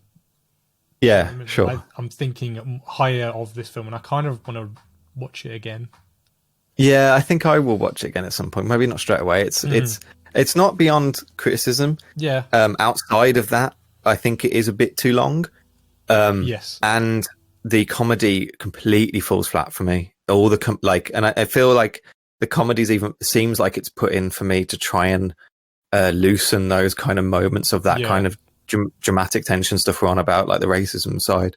And every time it happens, it hits really badly for me. The weird drunken character, the little kind of comedic beats in the music and stuff like that, that for me doesn't work for me at all.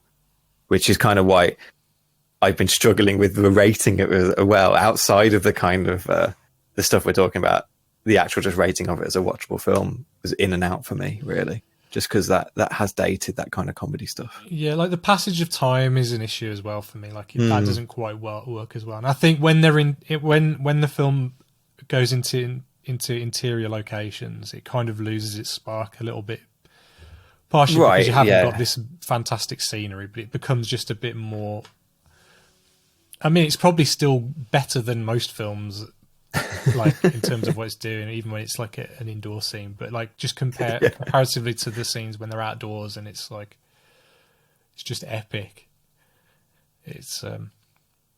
But again, that might be saying something when you go in. I don't know. That might be saying something as well. Maybe it's.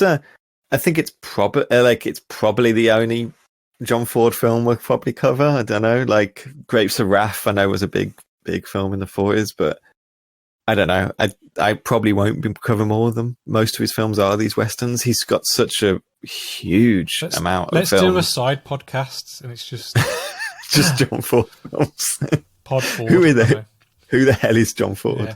Well, we've got at least 140 episodes we can do. Yeah, it's not going to run out. This is the not going to run out at all.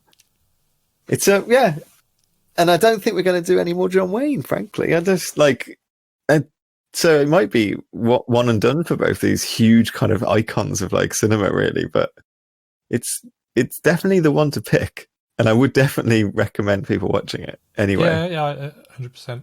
Have you got so after all that, have you got a rating? I went from this is gonna sound bad, but I went from 3 to 2.5, then I went to 3.5. But I'm probably a 4. I've settled around 4. I've settled on 4. 4, I think. Yeah, because the problem going a little bit higher is I need to take in the fact that I think some stuff doesn't work. Yeah, like the comedy and stuff like that. Like and also like just generally watching it. Because of like the racism in this, it's a hard watch. It's like, and I don't think I would put it on like the way that previous filmmakers have it on their like best of all time lists. And I think it's number 12 in American films ever, list of like best American films ever and stuff like that. That seems high to me. It's something I can legitimately say. I think it might be overrated, and not in a way that I think people misuse that phrase. I just think it's clearly there are people from like Spielberg, Scorsese's generation that hold this to a different level that I think we can hold it to now. But I don't want to disparage the fact that it's so well made, and all the stuff we say about Ford and the way he clearly was so like skilled with making the film, and he's doing something here which I don't think anyone else in the 50s was doing in the scope he was doing it in is truly remarkable and truly worth watching. And its place in history of just being like, a Taxi Driver and stuff like that, but just being the same film is, and Star Wars, it's there. It's all exists in kind of films, and I'm really really glad we covered it. But what a challenging film to cover! Like, so what are we doing next week then? Who knows? Oh, okay. So next week is The Seventh Seal, which is the film for me that I've never seen, but I understand this film. I know what it looks like. I feel like I know all the scenes in it. I know the jokes from like Bogus Journey. Yeah, I know all of this. And I've never actually sat down and watched the film, so that'd be interesting. It's a lot shorter as well. This film. Yeah, it's like a 90-minute, I think. Like a 90-minute. So that'd be cool. Yeah. So join us next week for Seventh Seal. Well, thanks for listening to us ramble on about Searchers. Don't forget, you can reach out to us on Twitter. We are at AdjustYourTrack. That's with a YR, not a your. Is it track or tracking? I think it's track. It's just track. I think I said tracking the other week by accident. Yeah. Please rate, review, and subscribe on whatever platform you listen to us on, be that Spotify, Apple Podcasts, Amazon Music, Amazon something, Amazon Podcast. I always forget this. We're definitely on YouTube. I know that. What else are we on? Stitcher. Anything else? Yeah. No, I don't know. Wherever you find podcasts, we exist. Yeah, we're on there. Podbean. I get emailed all the time by people who tell me I'm now on their service. So fantastic. We exist everywhere. And yeah, don't forget, if the picture's bad, always adjust your tracking.